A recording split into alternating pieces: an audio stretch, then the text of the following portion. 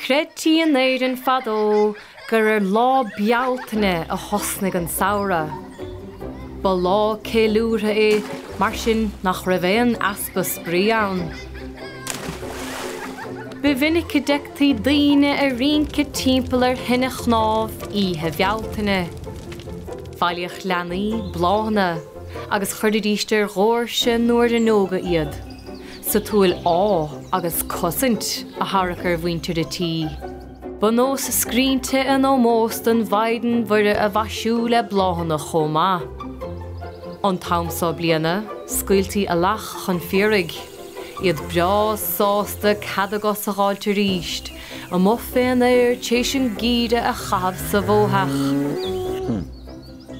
Deachtaí tar Bealtaine in áiteanna agus é maisithe le ribíní, bláhanna agus le bleascanna í.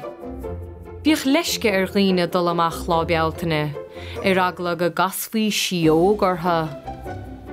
Chugainn, ba gná nó sé piasa Éirinn a gúmpar timpeall, mar chosint ar na necha ó snádúrthasá.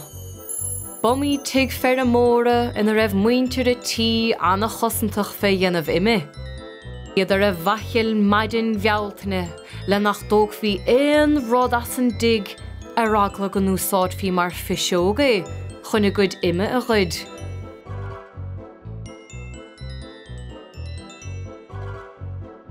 Súile an taucacha ar gach éon ní, isce na gosfiú le ná raich sé thar táirseach amach. Chugainn hain dóideachach fearristeach an lásan agus mar a raibh uigach dearga a fiapa hain, ní thuairfaí dóthaí.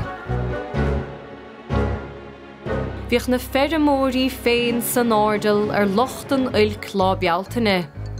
Isce cosrice á chruthe go flúirseacha hála sa bhus chun na gcuid tibricha a chosint.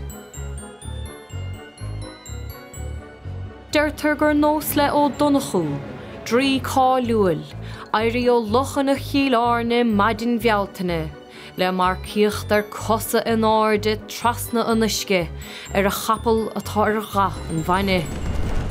Deir Herbie go bhaca sé é, ach nadar an greidir mé.